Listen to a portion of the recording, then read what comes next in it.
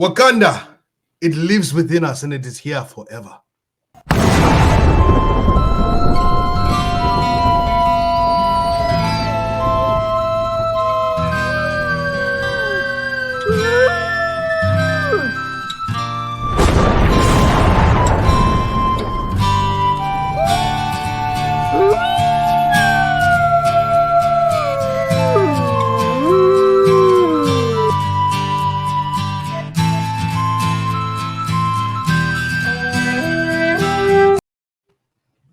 I'm not gonna lie to you.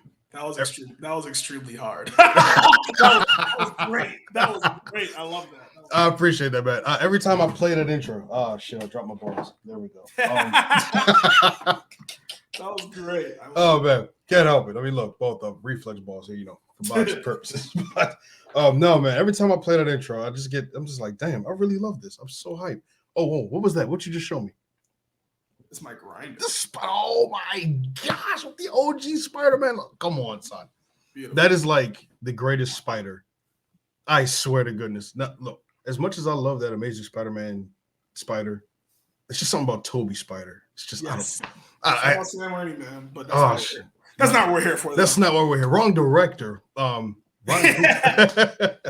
So, guys, welcome back to the Midnight Cinema. It's your boy Midnight coming to you to talk to you about Black Panther Wakanda Forever. And today I brought in a very good friend of mine, my brother in arms, the president of IAEA, President Rique. What's going on, my friend? How you feeling today? I feel great. I'm happy to see you. Happy to be here. Absolutely. Lord knows I was supposed to be on one of these a long time ago, but life be lifing. But I'm happy to be here. And I feel like this is the perfect film to do because I just remember the feeling that I got watching the first one and then the anticipation building up to the second one. And it was it's like when I finally got to sit down and watch it, and it was like, wow. It felt spiritual. Yeah. So, and then as soon as I got out of the theater, I was like, I gotta talk to somebody about it. Cause like I saw it before all of my friends did. So it was kind of like, damn. What night did you go?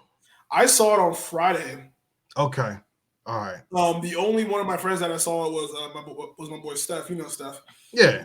So shout out Steph. I haven't been able to talk about it, so I'm glad I finally get to talk about it. Oh man, no, this is exciting. I actually saw it. I saw it Thursday night, and it was not as packed in the theaters as I thought. So like when we walked in, the concession stands were like filled, and it looked like, oh, is that the ticket line? I was like, well, thank God we already got our tickets. Like seriously, thank God for like online tickets because it's such a convenience. I swear to God. But Rique, I'm gonna let you have the floor first, my friend. Before we jump into spoilers, because I know some people still haven't seen it, we'll do our spoilers after our overall thoughts. So I just want to know your general impressions and overall thoughts on Black Panther: Wakanda Forever, please. Wow. Like I honestly, I'm gonna say, I thoroughly enjoyed it. It was a good cinematic experience. I loved the film. The acting was on point. Like we all knew it was going to be like that was surprising. One thing that that really stood out to me though was the costume design. The costume design was absolutely ridiculous. Like some of the best costume design I've ever seen in film. Regardless of genre, whether it's a superhero film, a horror film, no matter what. Like, you're right. Yeah, like it was spot on. The music was still very solid. The environments were great and everything. Like it was a very well made film. Ryan Coogler definitely did what he had to do with the film. Like I loved it. I had no issue with anything that happened. Like it was, and I do like that it was more so narrative oriented rather than action oriented. Pretty much, it gave us. Honestly, I feel like as fans, it gave us what we needed in terms of, for one, letting T'Challa go as a character, and looking forward to the future of this character or the MCU as a whole. So I loved it. It was absolutely great. I loved it so much. Yeah. I had like just a few small issues with the movie, but overall, I genuinely enjoyed it. I liked it very much. I'm going to see it again.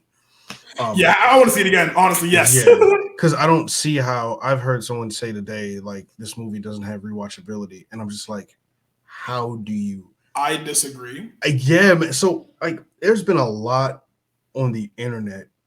I don't know if you've seen such division. I mean, like on Twitter or under other reviews on YouTube, like Yeah. it's crazy. Like, but I think people went in with these unrealistic expectations and didn't leave them at the door. Like, okay, there was just points in time where it was talked about that Doctor Doom was supposed to show up, which would have been freaking awesome, but he's not in the movie. And it's like, okay, I was still fine with the fact that while we watched the movie, he isn't there because it's like, well, Yeah. what other purpose? I mean, knowing in the comics and how they had the Doom War story and how he could have been playing like Namor against Wakanda and then they rise up against him, that could have been a thing. But they didn't go. They didn't go that route, which is perfectly fine. I think the conflict needed to be between just the nation of Talokan and Namor versus Shuri and Wakanda, and it works out Absolutely. perfectly fine. I just think like obviously you can feel the absence of Chadwick, you can feel the absence of T'Challa. Of course. I still I still think they should recast. They should have recast T'Challa, but I understand why they didn't, and I think this movie kind of it harps on it a bit more. Some people had ideas like, well, what if they just put T'Challa in a coma and had him in suspension? I'm like, okay, that could have worked. I got that. I don't think that T'Challa should have passed along with Chadwick because even he said that he didn't want the character to die with him. Um, so me versus Marvel on that's a whole other thing. But I don't think it changed my experience of seeing this movie for what it was and for what it is. I think it's a solid entry in the MCU, and I think it's just a good movie overall. Um, why people are hating on it so hard, I do not know. I think it's like the thing now to just hate on like Marvel movies or something. I don't know. See, because like the thing about it was too, because like in terms of the general public, I've seen people say, "Oh my god, I was crying the whole time." 9 out of 10, 10 out of 10, this, that, and third. And Mm-hmm. I've had other people, well, 5 out of 10, 7 out of 10 didn't hit the same, this, that, and the third. But like you said, like you could not go into it thinking you were going to get exactly what you got in the first movie. You just couldn't do that. And I had no issue with them moving on from T'Challa as a character. See, I kind of envision it like he embodied the character so much, and that like the impact that he had in terms of playing that character, you couldn't just replace him. So I kind of understood why they Mm-hmm. didn't do it, and I had no issue with it. And like you said, the conflict being isolated between Namor's people and Wakanda, it made more sense that way because Shuri already had that internal battle within herself because Right. it was like, oh, I couldn't save my brother. Now I got to protect Wakanda, and as the movie goes on, her burden gets bigger and bigger and bigger. So I feel like you don't want to have the Spider-Man 3 syndrome where you have so much going on at once. So Yeah. so by that, I love the perfectly, and it gave you time to really focus on Namor and his intentions and who he was as a character, and also Shuri's acceptance of T'Challa's death, and her becoming whether she became queen or whatever she became. You know what I'm saying? Mm-hmm. Like it just you know so it was well done with what they had, and I had no issue with it at all. And then when you look at like the bigger platforms, like Rotten Tomatoes gave it like a 84%, Mm-hmm. Metacritic gave it like 67 out of 100, Mm-hmm. CinemaScore gave it like an A. So like it's mixed across the board in terms of reviewers and the general public. So I mean, I think. Well, you just could not go into it expecting what you got the first time.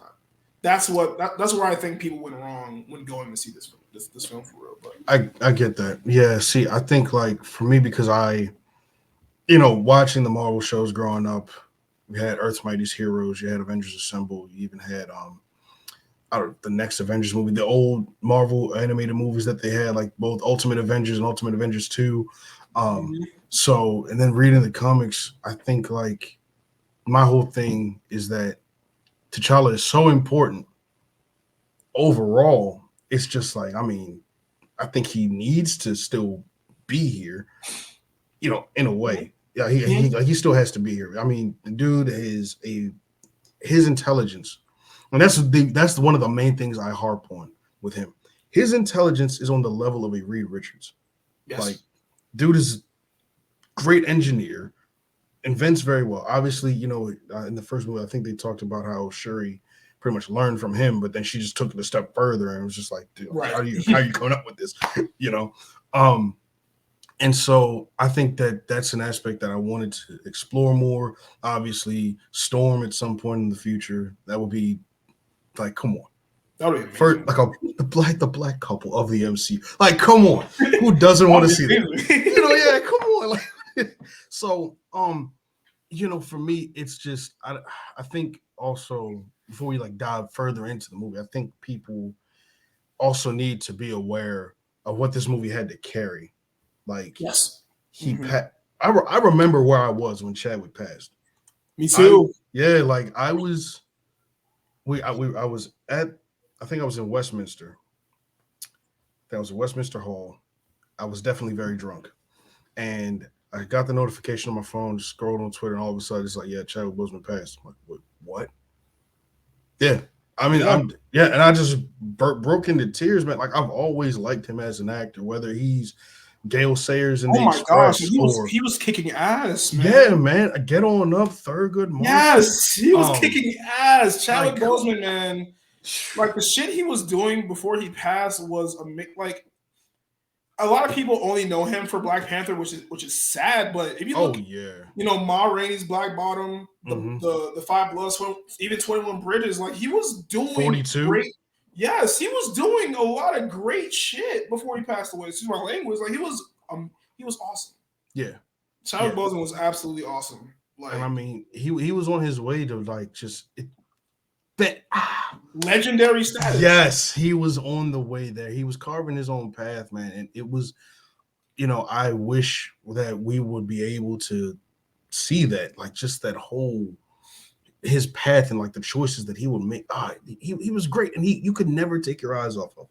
Ever. And like outside of the film, like he was like just the nicest, like charismatic guy. Like he was like, so I think knowing that and people knowing that, like besides his acting, it was like, wow, just overall good dude. This totally beautiful soul just left us. You know what I'm saying? And it was so quick. Like no one knew what was going on and all that. So like it was the same thing as you. Like I think the semester had just started in 2020, and I was just like in my room, like, wow, like, what the hell? Like, it was crazy. It was so ridiculous. It changed a lot of things, and you know, people say, well, maybe that. Let me not say. I just think people should look at it in a way like, look, this is how it had to be presented. Because Ryan Coogler even said in an interview, he said he called Chadwick when he finished the script. Said, you know, could I read it to you? Can I send this to you? Chadwick said he was too tired and passed that night. I'm like, that's crazy. Yeah, it's heavy, man. Yeah, so he had to rework the script, to get the whole cast back together. Had the pandemic. It was a lot going on.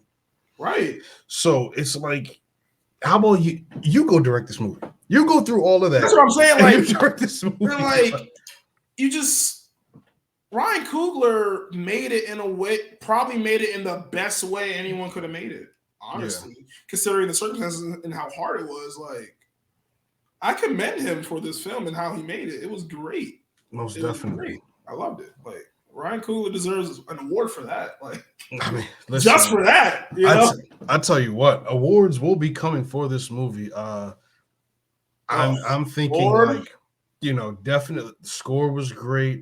Yes. I think I still prefer the score of the first movie more, but I do like the score in this movie. I will have to say that obviously Ruth Carter is getting another Academy Award for costume design because she goes crazy. She fucking should. Oh my gosh. Like bro, like the dress, like I remember that it was like a dress Angela Bassett wore particularly. It was like white up top, then it got purple and it was mostly purple. Beautiful. Yeah. Ridiculous. Yeah. The armor the soldiers wore and everything. It was ridiculous. Yeah. The costumes were so freaking great. The new Black Panther costume was great. Like it was beautiful. I loved it. See, Chef's kiss. Speaking of that new suit, people were saying that it took nuances of Killmonger's suit with the added gold to it. So it was almost like she was blending or balancing her brother, her cousin, and herself within the suit. Like, that's crazy. We're not into that yet, but like that's the whole. That's the thing. That's the thing. Yeah, I'm telling you. We'll tap in on that later on. We will definitely tap in on that. See, and then the other award, I genuinely think an argument could be made for Letitia Wright. Oh yeah, she was great. Like her range the whole time was just yes. She embodied Shuri, and you felt the emotion from her. Like obviously, like all of it. You felt all of it. That because like me, I'm an empath, right? So like I feel shit. So I'm watching the movie when she's like yelling or she's crying or being you feel everything she's feeling. You know, you would have thought like she really lost her brother, like for real. I mean, of course, like I'm sure they were close in real life because they did all these movies together and all that stuff. So of course they were close. So and you felt the realness of it all, not just the character, because you felt that real grief. You know what I'm saying? Yeah. And that just added to the movie. You know what I'm saying? That was just beautiful. Completely agree. It's funny because I was just listening to one of the podcasts I listened to, and The Big Thing, and Winston Marshall, he was saying on it like when Chadwick had passed, Letitia Wright thought that all the I'm sorry's, like the text messages that she was getting to her phone, she thought it was all like a big joke. I saw that interview recently. Like she was talking about it. Like she had to call Daniel Kaluuya and everything. Like she like. I couldn't even imagine. Like I mean, let's think about what did they. And I'm not taking away from Black Panther, but like think about what they went through on the Furious 7 set when Paul Walker passed.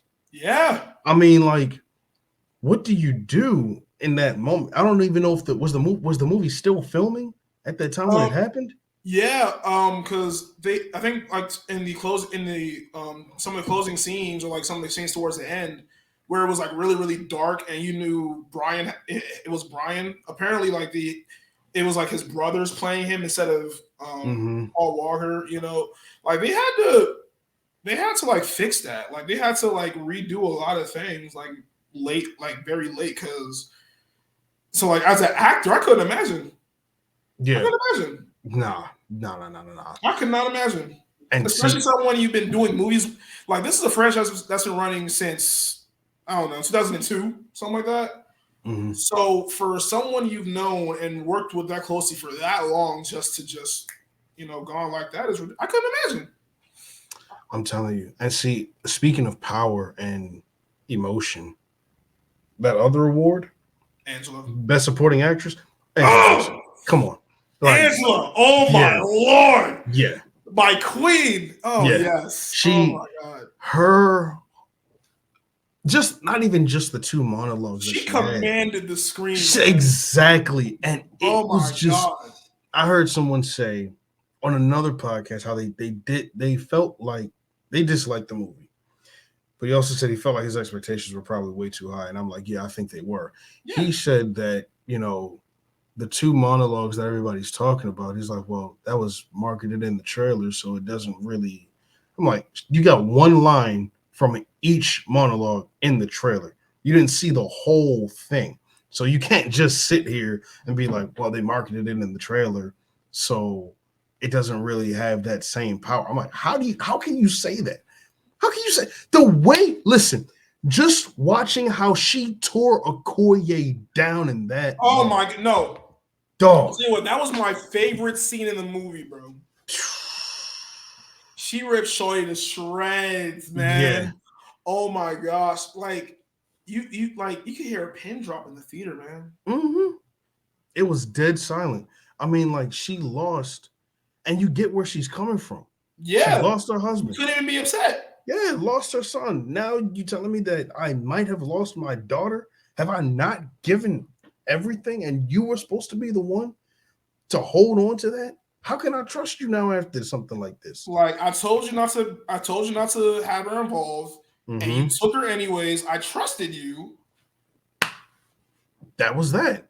Like it was ridiculous, man. And I mean, she took it. Okoye definitely took it. And oh my god, and I'll tell everybody this. Okoye is my favorite character in the series. I love that woman to death. Shout out Michonne. Love that woman to death. You're like, you bald-headed demon. Yes, I love her so much, man. And like, you know what I'm saying? Like her like begging, you know, and then her just like kind of like planning her spirit saying, you know what? In her mind, she just kind of, okay. You know, she wasn't defiant, you know what I'm saying? But like you could just feel the somberness, like the bleakness, like it's like the princess is gone.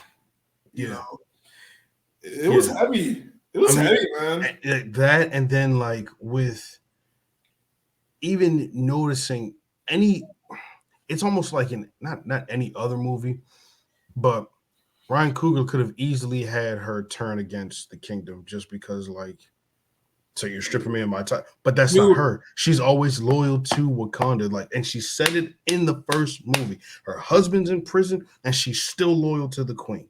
Because, like, she put her spear to her husband. Yeah. On top of a rhino. Like, while he's on a rhino. She put her spear to that man's throat. Like, look, I love you, but look, I love my kingdom more. You hearing me? Like, you know? What's up? Like, what's up with you, yo? Like, you would hurt me, my love, for Wakanda. No question. Yeah. Like, come on. What? Yeah. This is my home. Fuck you. Like, you know, like it was great. It was so great. I love her character. I love how Danai Gurira plays her. She's ferocious. The fight scene that she had with Atuma was oh my god. No, see, for people, I'll say it like this. For people going into it expecting action, the action is limited, but when it happens, the action is freaking great.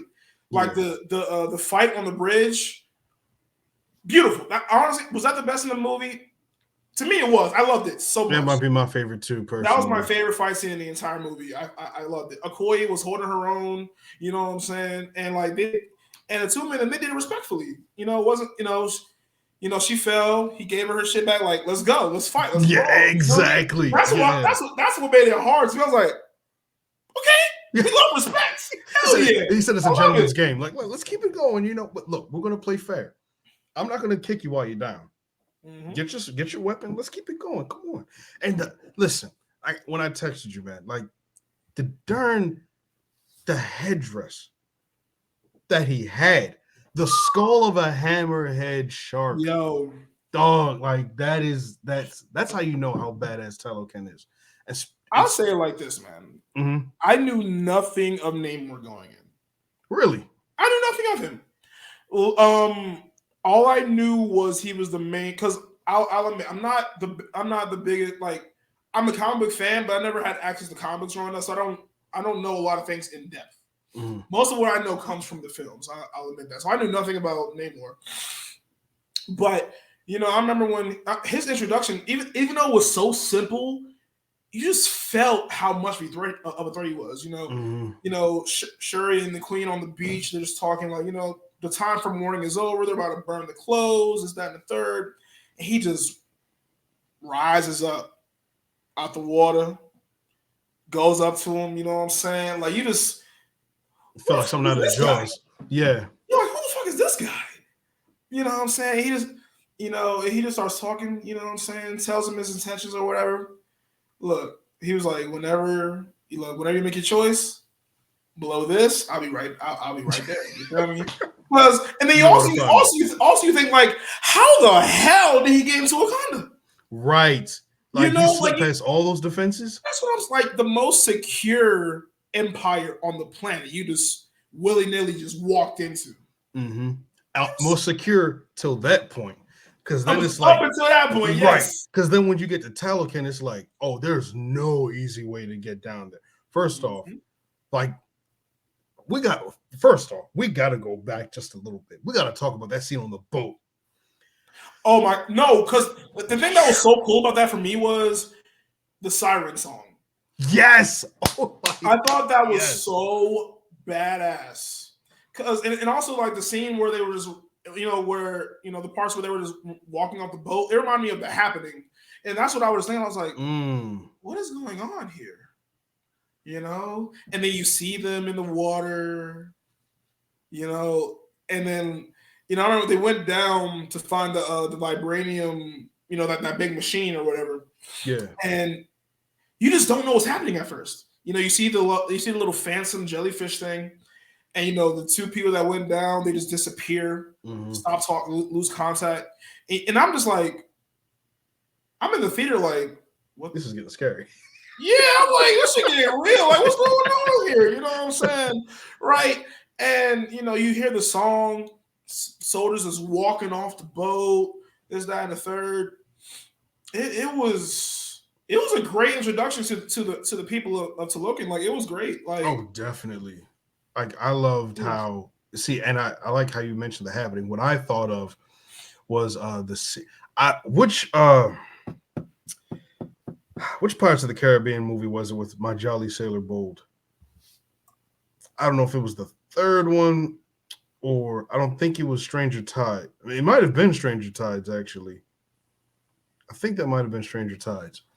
But like the siren song and how they were calling all the pirates off the ship. I started thinking about that. I remember even like just knowing Greek mythology, and I would read Percy Jackson growing up, and in the Sea of Monsters, they would dive into the whole thing with the sirens and everything. Oh, shit. Like, so as soon as they started singing, you see all the men going up. It's like, oh, well, there it is. Here they are. And then like that one shot, I cannot deny. When they're in the helicopter and they think that they're good.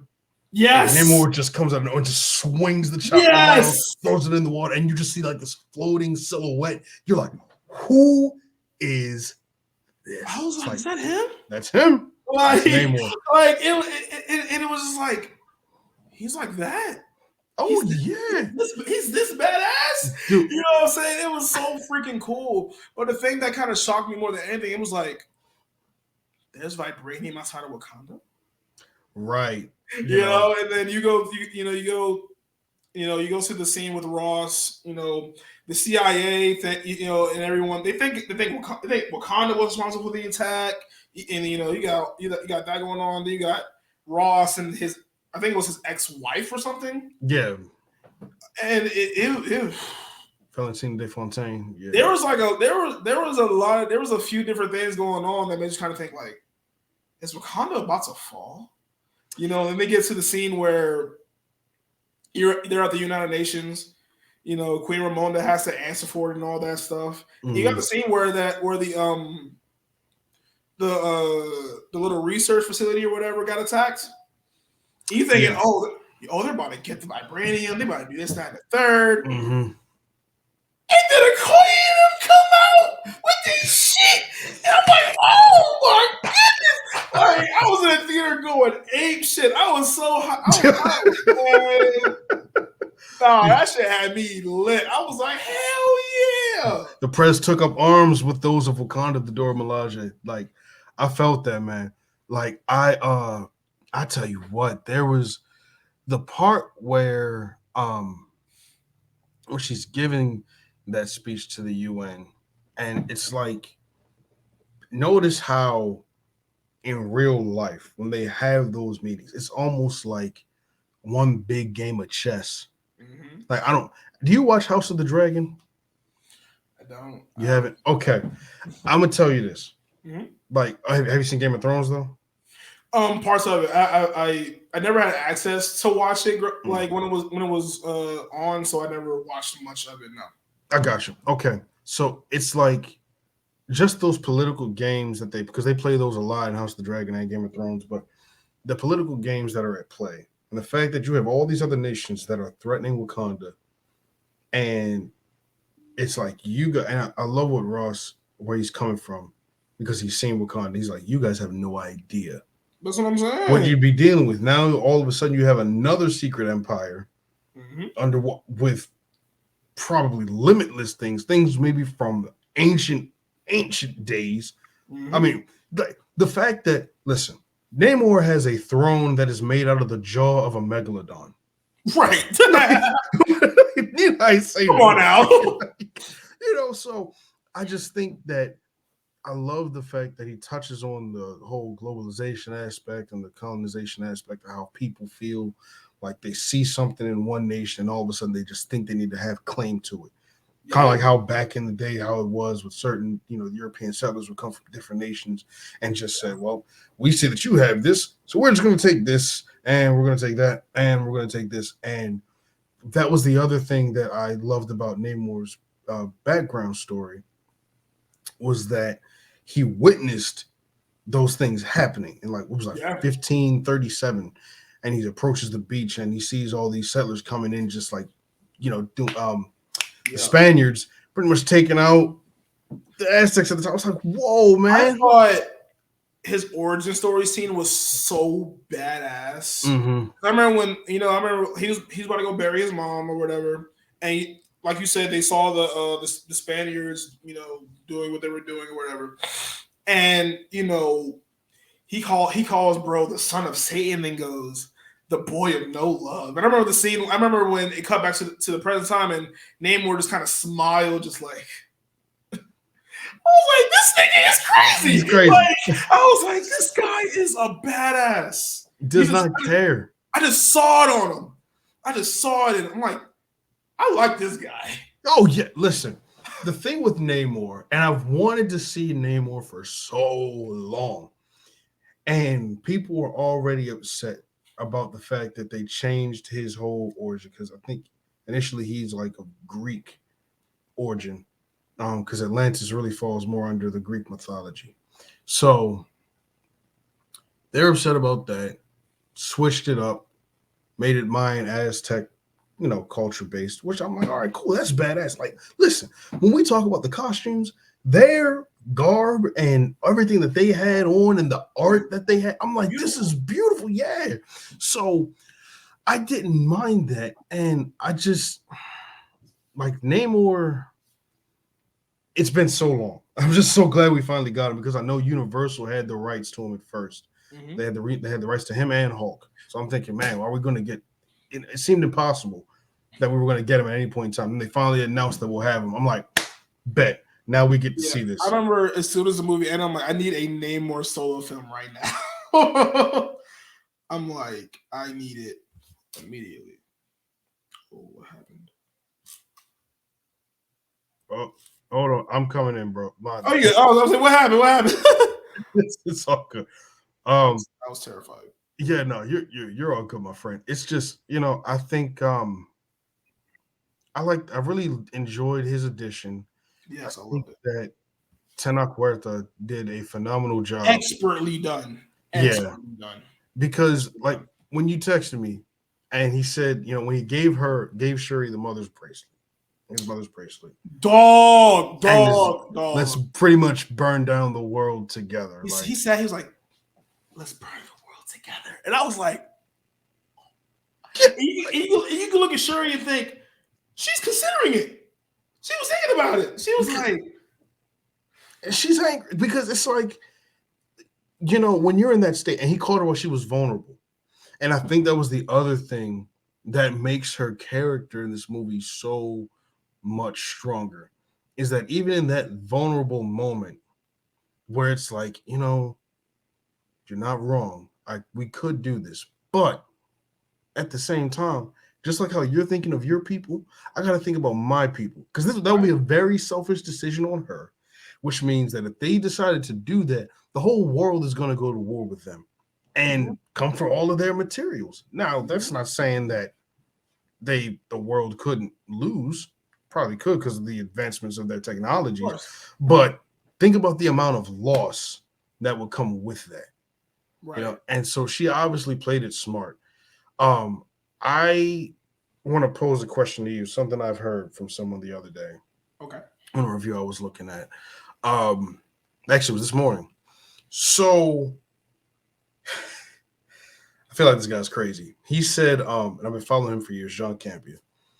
He said, "Why would they give Shuri the herb?"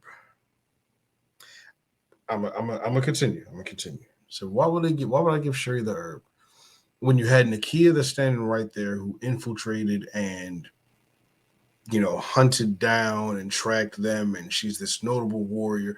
Like, we got that. And obviously, later on we find out some things about Nakia that we'll talk about a little bit later.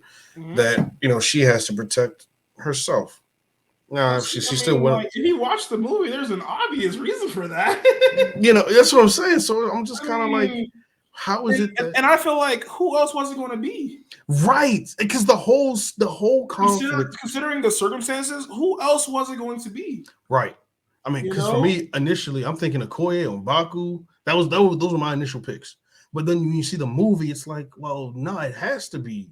And as the movie went on, I would say about 60-70% through, it had to be Shuri. Yeah. Like it's because I understand the question and I get why it's being asked, but it was like, who else was it going to be? And it made all sense in the world for it to be her, Exactly. And I think we need to drop the argument of, well, she didn't have any formal training. I'm pretty sure she did. We just didn't see it off screen. I'm convinced. Sure, she had some. Yeah, because I'm pretty sure everyone in Wakanda knows how to fight. That's what I'm saying. Like, everyone knows how to fight, especially when you're in the royal family. Like, what? Yeah, of course she had training. Like, if you think that her brother was just teaching her the sciences, pretty sure he was teaching her combat too. You telling me you got your brother is the best, pretty much the best combatant in the entire country, and you just don't know anything? You have the general. Same thing with your father and your grandfather. Like, please. I'm not convinced. You trying to tell me she didn't have any kind of training? Please, bye, goodbye. I don't want to hear it. That's how I felt. Come on now, that's ridiculous. That doesn't make sense. I don't. It just kills me how, I think about it. It's like all these people. Like, what are y'all? I'm just like, what movie did you guys watch? That's what I'm saying. Like, what are these questions you're asking me right now? Right? It's weird. But I tell you what, like there's one thing. I do have to say some things I wasn't a fan of, and to be honest with you, I liked Riri's character. I definitely like Riri Williams. See, that's what I was thinking just now too. But I just thought that it was kind of out of place. Like, I get why she's there. Mm-hmm. Serving as that younger sister now to Shuri, because Shuri's almost like taking the spot of her older brother, which I get. But at the same time, I'm not going to sit here and say they aren't trying to promote that show that's coming out. The Ironheart show that's supposed to come out. Yeah, because I would say she wasn't very fleshed out as a character. You didn't know much about her other than, okay, she's this fucking Reed Richards level genius who just builds vibranium, searching machines in a matter of months, right? And who also knows Stark tech and attends MIT. Like, it just felt random. It just felt very random. Yeah. Like I said, like I agree with you. Like, I enjoyed her as a character. It just seemed like she didn't get enough story. Yeah. Like, I don't know a lot about Riri Williams. You know what I'm saying? So, would I say her addition was unnecessary? I'm not going to say that. It just didn't feel earned. Yeah. That's pretty much the best way to say it. Like, I was just kind of like, oh, okay. I know someone else who goes to MIT in this universe. But there you go. But maybe I'm reaching. Maybe. I mean, MJ and them go to MIT, but and speaking of reaching, somebody could be reaching, stretching at MIT possibly, but we don't know. I'm not sure. But I mean, like, I just feel like, like I said, I like her, and I just didn't feel like it was necessary. I think that time, honestly, could have went more to M'Baku. because he's not in it as much as I thought he would be. Yes. Like even in the first Black Panther, right? He's not in it much, but he steals every scene that he's in. I just think Yes. for the purpose of this movie, and in this movie he steals every scene that he's in. I love Winston Duke. I Just love that man. he's great, man. I So love I'm that just man. like, well, why not give him just a little bit more? Yes, just to definitely. do, because he's great to see. Like I He love. definitely deserved more feature. Definitely deserved more feature in Oh that. yeah, and I'm excited for his future. Yes. Yeah. So Cause I was thinking this. I was thinking the entire time. I'm like, he's pretty much at base the strongest man in the entire kingdom. who's gonna take him on? That's what I'm saying. You give him the heart-shaped herb. Who's touching this man? It's a wrap, and this is why I'm glad she was able to synthesize. That I love how they brought that back. Yes. Killmonger killed it. She restored it back to life just by finding that plant in Talocan and Oh my synthesizing its gosh. DNA, bringing it back for her people. Now she can take it. Now they're planting it. It's like, well, shoot. Now we're definitely gonna have some Black Panthers in the future. Yes.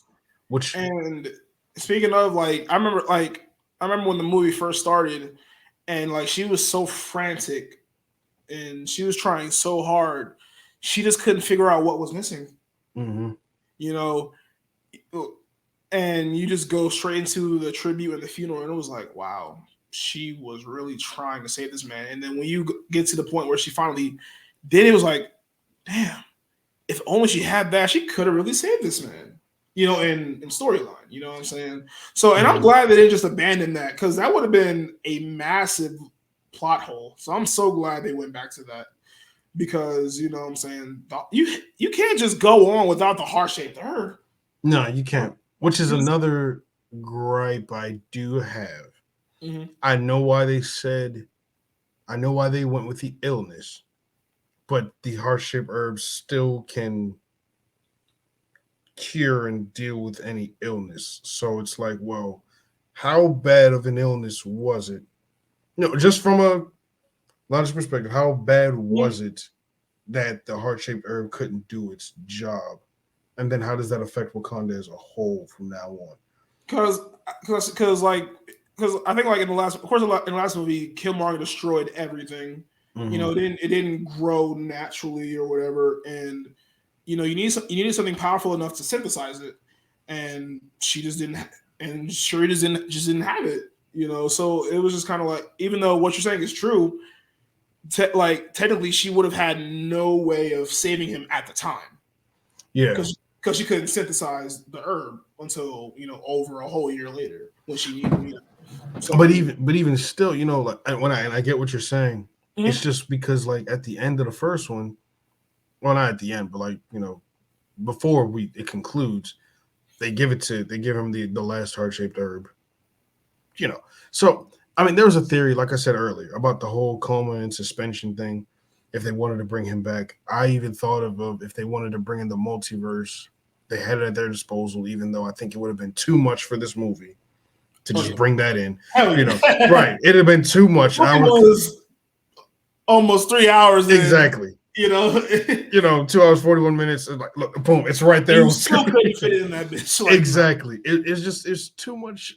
There was too much to tell. Like there was somebody I commented under today, and there was like a bunch of other people that I was kind of getting into it with, and one of them said that in the industry, it was like, well, if you set up this world, you have to play by these rules, and if you don't play by these rules and you take them away, then you kind of take away your audience. And I'm like, okay, I get that. I completely understand where you're coming from, which is why I feel how I feel about the herb and all.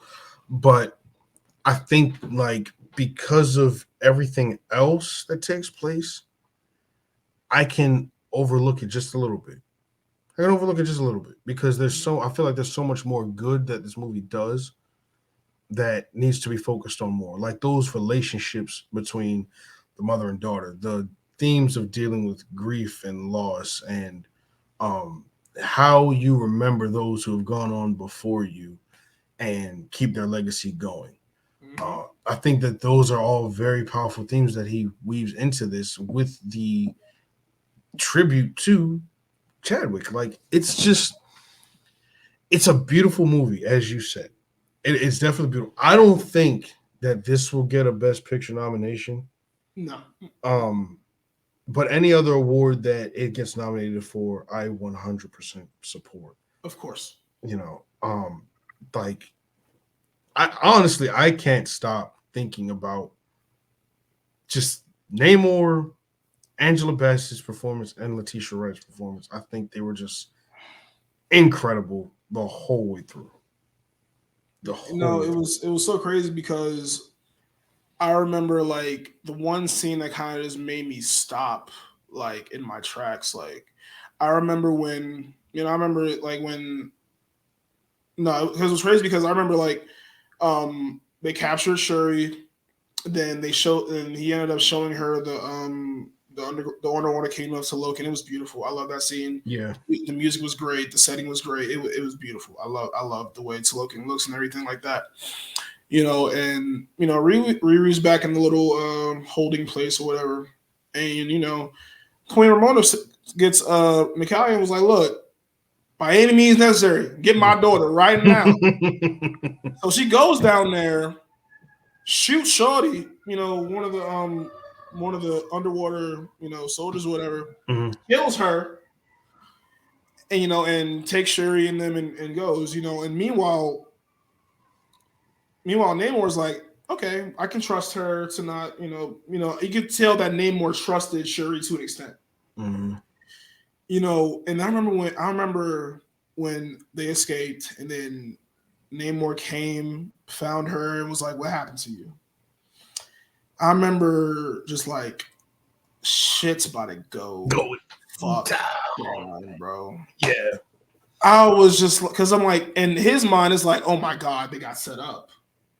It was kind of like, what's stopping them from coming back and taking our shit type shit, And I was like, oh no. And he came back in blood, man. Got that he got that shit back in blood. Yeah. Oh my goodness. It was, and the thing that really showed me, because of course he's strong, but I remember when he stepped to M'Baku and just that one punch, and the armor broken in the middle, he just went flying. I was like, oh, he wasn't holding back at all. Right. I was like, okay. Yeah. Like, yeah. I just, it was badass. It was so badass. What he did, man, especially when he takes the spear, goes through the glass. I mean, he's just knocking down ships left and right. But leading, after that, he's just stalking Ramonda at this point. Gets to the window, spears it, throws those water bombs in, just floods the whole palace. And my thing is, I'm just like, okay. I remember, and I just, you could hear a rat piss during no, like, because how during Marvel movies, people be on man time. We react to things. That's very true. But very true. When you're thinking, okay, she just in the water, she probably out of breath. Someone got to pick her up, do some CPR, something. You're thinking, okay, she, but she's just sitting there. I'm like, but the thing that really got me, Namor said, quote, "Bury your dead, mourn your losses. You're the queen now." I'm like, right, stone cold, and he just left. And just left. And then you just cut to the next funeral. I'm like, you have no time to catch your breath. Right. No time to catch your breath. I had no time to process that. Not at all. I felt what M'Baku felt when he got punched in the chest. Literally. Like, I was watching with my homegirl Angel, and she was pissed. And I felt the same. I was like, what the fuck? You just take my queen? Just take like that? He didn't care. Her death didn't feel, it just felt so like a big middle finger. It was like, really? This is how my queen goes? Like this? Yeah. Drowning? really? You know, it was just like, what the hell, dude? And See, Namor being so cold, bro. Mm-hmm. I think that's like one of the best things about him. And my girl was sitting next to me when we were watching it, and while that scene happened, she's like, "Is she gonna make it out?" I'm just like, she had to go way too deep to get Riri, and to come back up. I'm like, she's not gonna make it. She ain't gonna make it. And it's like, you just see her floating in the water, and then Riri's there, and she's just on her back, and it's like, okay, well, they're Honestly, doing though, CPR. what was pissing me off though? It seemed like no one even tried to help her. I'm like, what are y'all doing? Queen! Like, come on, y'all trying to hold Shuri back. Get my queen out of the fucking water. What is y'all doing? You know? Yeah. It was heavy, man. That messed me up. I can't even lie. I was like, dude. Like, I didn't even know what to do. Yeah, man. Like, that one hurt a lot. And just, people were like, well, now we got another death that happened. I'm like, I mean, there's more loss that just has taken place. And it just added to Shuri's eventual, her anger increasing even more, which then led to what we are about to speak on. Actually, no, I want to talk something really, really quick. It happened like right before that. Okay. I remember because you're back at Ross's place, the news says Queen Ramonda dies, Oh, yep. Mm-hmm. And Valentina goes pretty much like, so you've been talking to the Wakandans, you know what I'm saying? Like you've been, she has the beads. I'm like, oh no. Yeah. Because I'm thinking like in the subplot, I'm kind of thinking about like it's kind of like the CIA and them might want to, make a move, resources, make that move. So I'm like that's an underlying thing they can touch on in future entries to the MCU. But oh man, I think they'll do that because apparently they're getting a Wakanda TV series is about to be made. So so that'll be something to look forward to. Man, I remember, and then as we're about to touch on it, man, as you look at the origin story of Namor, you see that they have the was it vibranium that was in the bracelet? What was in the bracelet? I forgot. But it was a plant. Yeah, it was some. I can't remember the name of it. Yeah. But I remember, they put it together. She goes, "What's the confidence rate? 98 point something percent." She got it. She did it. She figured it out. They synthesized the plant. They put it on the table. She takes it. Then she goes to the ancestral plane, right? Mm-hmm. And it's the death place of her. It's that room where her mother got killed. And you thinking she about to talk to mama? She walks slowly, and you see that nigga. You see that nigga just like, what's good, cousin? I'm like, oh, that's my nigga. Yeah. I was excited. I was happy to see that man. I was like, I knew he had to come into the plot somehow, bro. I was so hyped. Think of how funny it is. There hasn't been a Ryan Coogler movie that Michael B. Jordan is not in. Yes. So it's like to add him to it, and what I liked about it, where I also disagree with this other podcaster where he said he felt the scene was unnecessary. I think it was, and I think it was super necessary. Actually, extremely necessary, and also not cliche because you would think that. I felt like it would be too soon for her to talk to mom. So then it's like, who do you talk to? Right. You bring in pretty much your devil, and it's like, you gonna take care of business like me, or you be like your brother? You're gonna be like your brother. Y'all noble, like he respected him, but he was too noble. Because it was like you could tell Shuri didn't want to go there. Mm-hmm. She didn't want to go there, But then it was like the world had taken so much from her. She was just like, okay, fuck it. Let's burn this bitch down. Yeah. and rightfully so. So I was because like I'm glad you had that duality because like you didn't want her to just be just like her brother.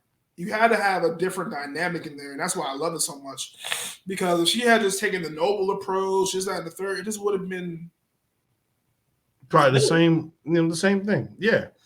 And I think like it makes her conversation with M'Baku after she shows up in the suit even more powerful when she's like, "You're gonna help me with this. Are we clear? Like whether you like it or bro, not." you didn't get it, you didn't get bro a choice. Like, look, we move out in the morning. Yeah. Right? Are we clear? like no questions asked. Like it was like, are we clear? I bet. See you tomorrow. Like, and it was good that I also thought it was great because she, I remember, that the last fight sequence was great. They planned everything, they did all of that. Of course, it went awry. Of course, it didn't work. That girl, Namora, like her. Love that woman. Yes. I love that woman. Yes. You know what I'm saying? She was like, "Oh, this is your little sonic beam. Destroy that. Boom, boom, boom. Destroy that." Like the whole fight, and then Okoye come out. Okoye and I forgot what the other young lady's name. Her character. I forget her character was in the movie. I know her in real life, but I forget her in the movie. Oh God, it starts with an A. Yeah, but I think it was Anika, right? Anika. Yes. They come out in those midnight angel jumps, looking badass, fighting that bitch. And Okoye gets her ones with the Tuma again. It was great. It was awesome. Yeah. And then, the fight with Shuri and Namor, it really felt like the fight scene, the final fight scene from Spider-Man, the first Raimi movie, where it was like Namor for a good amount was punishing her. For a good amount of it was punishing her. Yep. You know what I'm saying? And I'm thinking, and then I remember he took the spear and just I'm like, no, the fuck y'all didn't, bro. Yeah. I was like, so y'all want to take 3 people from me? And I think she visited she kind of like had the astral plane in her mind. Meanwhile, it was going on, which I thought was was awesome. You still kind of had her ancestral voices talking to her. Meanwhile she's fighting this man. I thought that was great. I love that so much. It's like she's fighting him while also fighting death at the same time. And she's also like fighting herself. Like it's a lot being said just in that one moment. That's what I'm saying. Yeah. Because I'm sure you probably had T'Challa talking to her. You had Queen Ramona talking to her. You still had Killmonger talking to her. You just like it was a lot going on in her brain, and it was so cool because like she got the upper hand. She said Wakanda Forever, and he just got blown. Fire got his ass. You know what I'm saying? He's done. He pretty much out for the count. She got bro right here, spear blade on his neck. Like, what's up with you? Right, exactly. Like, what's up with you? And then she lets him live. It's like, dude, yield, and he yielded. He said, "Look, I'm gonna help protect your oceans, but y'all got to step. We not doing this no more. I'm gonna help protect you, but hey." No more of this. You feel me? She became a leader at that point. I think that was like when she really became who her brother was. You know what I'm saying? Like she took the noble approach, but at the same time she made her point, which I love more than anything. She put her foot down in that moment. She was like, "Look, I could easily take your ass out of here, but I'm gonna let you live." Because it was, and I felt like there was a lot of mutual respect between the characters, because each character respected what each character was trying to do, which I loved. So, but the thing that kind of bothered me, because I remember when Namor went back, and Namor was kind of like, "You surrender to these people." For real? But Namor is like, hey, I yielded now. But in a couple years, this shit gonna be yours. Like, there's another subplot in there to build on. But you know what? I tell you what, and this leads into why I thought they would do more with Atuma. So Atuma in the comics is a very, very formidable villain for Namor. He's like a barbarian of another Atlantean tribe, and pretty much tries to wage war against him all the time. I think at some point he actually assumes the kingship, but then Namor comes and gets that back. So in that moment with Namora, I was thinking, so is there going to be a usurping that takes place? Like maybe she catches the ear of Atuma. She may not have the strength level of him, and he's like, oh well, he can lead, and so is there going to be like a war within Talocan because of what was done? So I mean, like, is that leading to that at some point? I don't know, but that's why I'm like, I need that solo film soon. I need that soon. Yeah.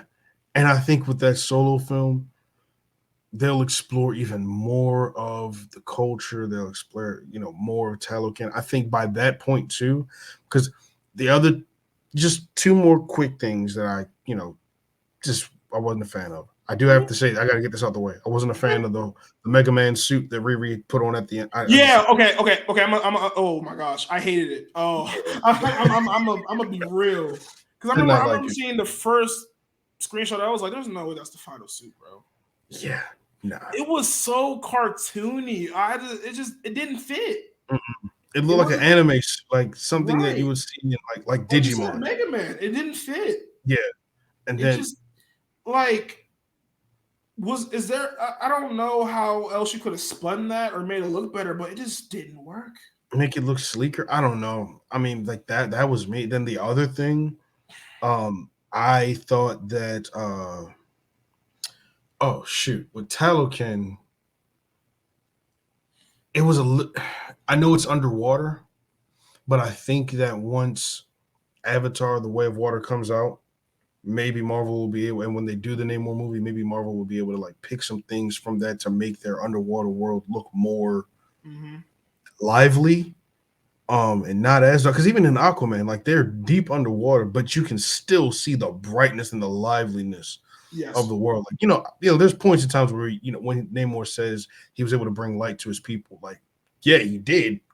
It still looks pretty dark. Yeah, that wasn't, because I was like, you literally bought the sun to them, but it still looked very dark. Yeah. So I feel like you could have definitely had a more vibrant underwater world down there. You definitely could have. Oh yeah. I have to admit, I definitely had a nerd moment. I mean, as always with these, and I accept that. But here's the thing. Here's what it was. I think you'll find this pretty funny. So after the movie, when my girl were talking about it, and I said, you know what? They got some things wrong as far as the species goes. She says, well, what do you mean? I said, we're in the Atlantic Ocean. Humpback whales are not native to these waters, nor are killer whales.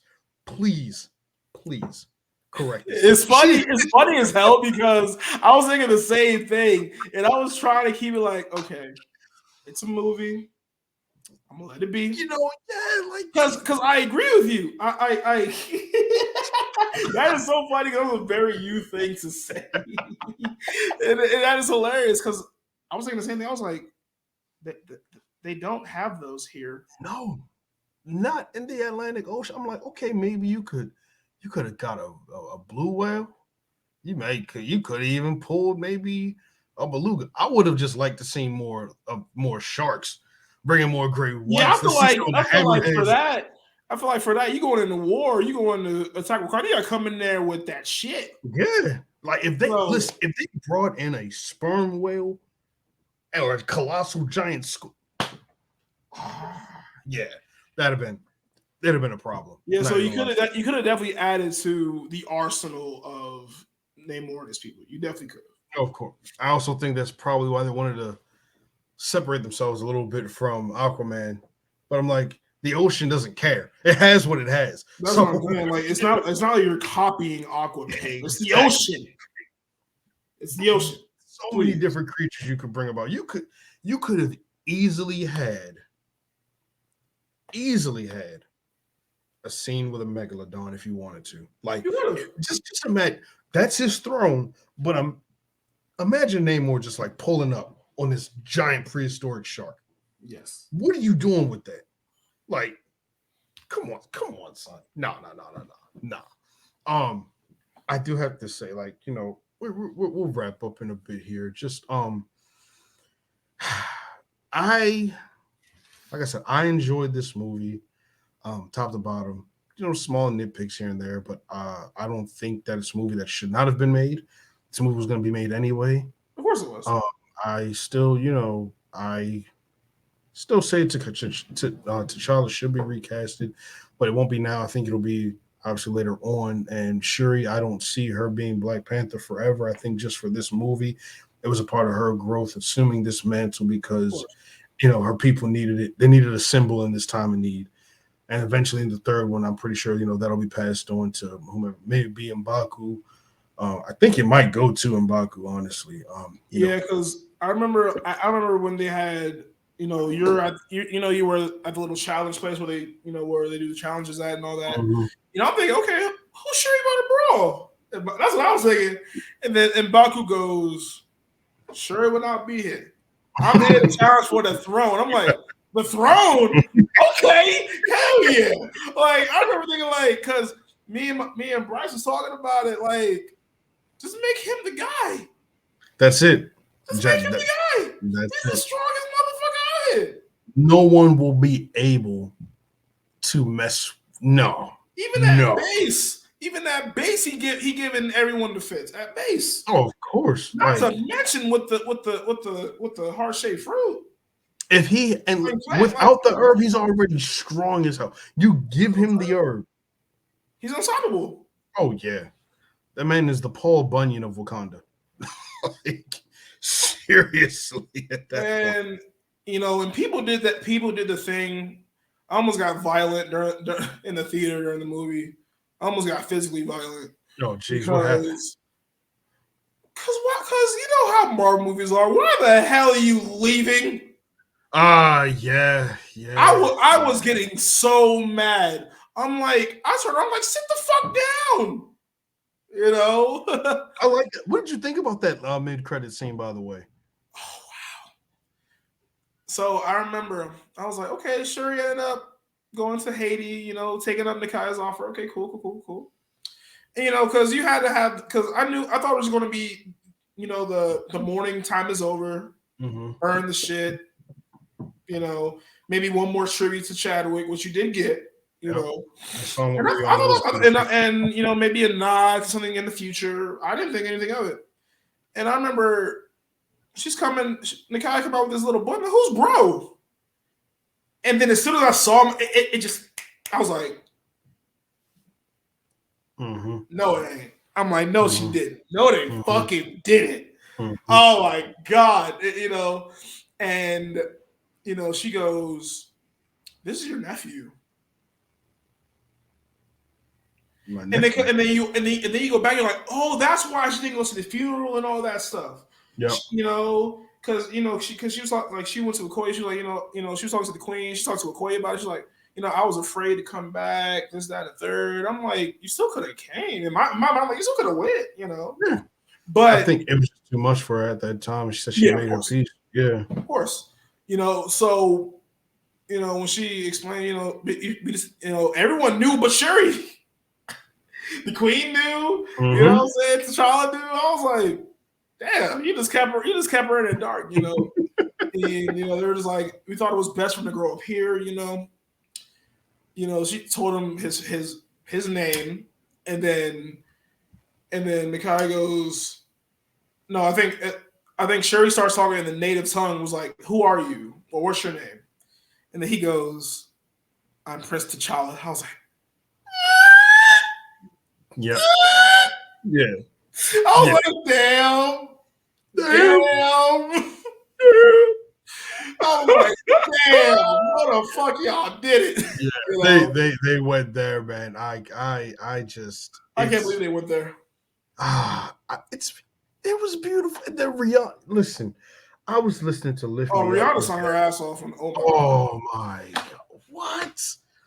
Oh, her and Thames on this, just Gorgeous. yeah. Gorgeous. Nah, I love. Yeah. Nah, this might be. I'll say this. This might be my second favorite Phase 4 movie. Mm-hmm. I still think Shang-Chi is my number one. I just Shang-Chi was just god damn, there's so like one thing the thing about this movie though that I do like it felt not like there's a feeling of finality and closure that I love. Mm-hmm. You know, if Shuri accepts her loss, accepts her grief, she's no longer angry or bitter about it. You know, she's starting a newer, more peaceful life. You know, type shit. You know, she has a nephew now. You know, there seems to be good within the bad that happened. But one thing in me, you know, the Negro in me, I'm like, there wasn't an even serving of death. You take my queen and I let you live? Yeah, You know? that was one thing I was. I was like, did I want Namor to die? No. But I feel like you should have taken, like, something should have at least been taken from him. His wings. At least. You know, I don't maybe, know. Like, do the wings grow back? I'm not sure because she cut him pretty good. Yeah, I remember that she took his wings. I was like, ooh. That was hard. Yeah, like, you know, and that was one of my only other gripes about the film. It just felt uneven. You know, I'm not going to hold it against the movie because the competitive person in me is like, man, kill that man, you know. Yeah. But I'm glad they let him live because I need that character in the MCU from now on. So definitely, I completely agree. And I'm like, the rumors for Secret Wars, man.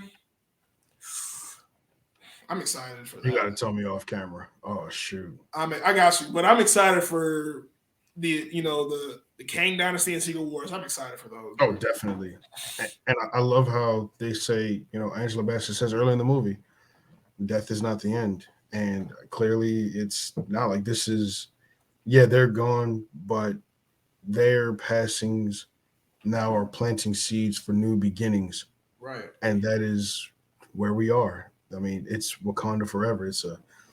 No matter who's here and who's not, it's always going to be Wakanda. Wakanda, just like Asgard, is not a place. It is a people. Yes. And that's kind of me and one of my friends said that during the movie. It was like, it's going to be on some. It's not a place. It's a people, and that's real. That's real. It's the realest, I tell you. And you know what? And with that being said, Rique. Yes. This was a fun review, my friend. I had a great time. I loved it. I had a great time. I love it. It's great. We're gonna have to do a few more of these. Definitely. Just a few. Actually, you know what? He's wrong. You're right. You caught me in my English language lack. There will be many more. There will be many more of these because this was just really good. When Quantumania comes out. Oh, I wanted to ask you if I can speak on that real quick. Oh my gosh. I saw the trailer, like the official trailer for it, like before the movie, like when I was at the movies. Mm-hmm. And I'll be honest, I don't care about Ant-Man as a character. I'll be real. I want to be honest. But Quantumania about to be that. Yeah. That's about to be like that. Yeah. Oh, that was gonna be great, man. Actually, do you Michelle Pfeiffer, Michael Douglas, like what? Bill Murray's in it too. Jonathan Majors, like it's about to be crazy. Yeah. Like Jonathan Majors as Kang about to be ridiculous, bro. He looks very threatening, man, and he's got his time machines. Oh my god. Yes. Yeah. He's not. Phase 5 about to start off crazy, man. Yeah. And like you said, Secret Invasion coming out. I think we're in for a very, very fun ride. this next phase. Phase 5 is going to be ridiculous, and I'm so excited for it. And Pete, this Rhodey's finally getting a movie. We're going to get the Armor Wars movie. War Machine at the fourth. I'm like, fuck yeah. Captain America New World Order in 2024. Like, I'm just waiting for Blade, honestly. Man, if they can get themselves together, the rewrites had to happen, and then Mahershala wasn't satisfied with things going on, and like I'm just like, oh, I don't even think it has a director at this moment in time. No, they don't. They lost the director. I think they're still looking for one. It's and when I saw Mahershala as Ali as Blade, I was like, yes, give me that. Need more. I was like, give me that right now. Yeah. I felt that.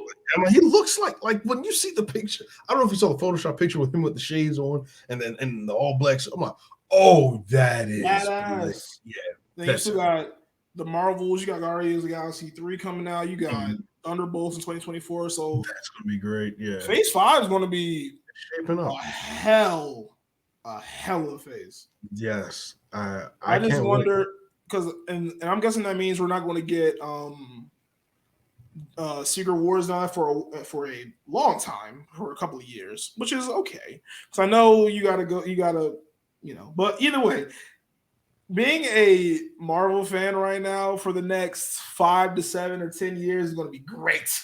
I'm telling you, man, like I know Phase 4 has had like some issues here and there, but you know what? I'm still rocking. I love Marvel. Yeah. I still love this. I eat this stuff up, man. So I love it. Bring it on, and this is gonna be fucking fantastic. Yeah. Excuse my language. Rique, where can the people find you?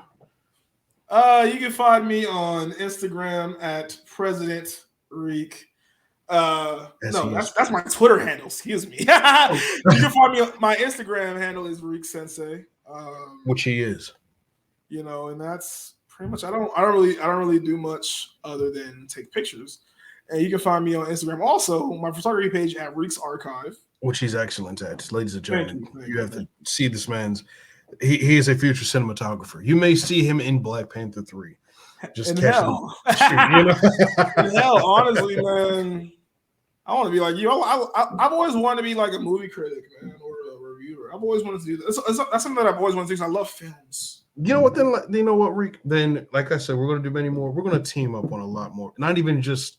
Of course, superhero, not even just comic movies. There's just movies in general, because there's so much out there that I think a lot of people, if they're not like film fans, like they just haven't seen, like movies like No Country for Old Men or Hell or High Water, like oh my $1 Million Baby. Please don't have me just start listing them all. It's too many great ones. It's too many great ones. The Good, the Bad, and the Ugly. I mean, we can and listen. Retro movie reviews. Shit. I'm telling you. Tell me when. I got you. I just did 3 of them. So I'm thinking you've seen Shawshank Redemption, right? I've only seen it once, which is crazy. Okay. So because like there are a lot of movies that I haven't seen or I've seen that I don't remember much. So there are a lot of movies that I'm like actually watching as of now. Like I have a list. Mm-hmm. Like actually my next movie is Schindler's List. Actually. That's actually on my list too. Yeah. So, I have a lot of discovery to do at this point. There's plenty. We'll be talking about those. Actually, absolutely. You know what? If we could do Schindler's List, do Schindler's List. Yeah, okay. Because it'll be my first time watching that one too, so we can definitely do Schindler's List. Well, ladies and gentlemen, this has been another episode of the Midnight Cinema. Doing a review for you for Black Panther, Wakanda Forever, and this has been a glorious one. We say Wakanda Forever here, and then the Talikins are here. Kamehameha, no more. Just open the mouth of the shark. It's beautiful. Yes. So you can find me, on all my handles down here below. You can also find me on the Multiverse of Geekdom, co-hosting over on that channel. We just had our 100 sub channel mixer. So check that episode out. That was a fun stream. Think you'll love the whole damn thing. It was just great. And all the different characters that we had come in and just join us. It was phenomenal. So without further ado, guys, remember, 1 pack, 1 nation, 1 smooth howl. Enjoy the rest of your night and love you all dearly. Bye-bye. Y'all gonna check me out at these here socials. I'll see you all in the next one. And by the way, make sure that you stay tuned for all types of content that I got going on at this here channel. Remember, one pack, one nation, one smooth hell.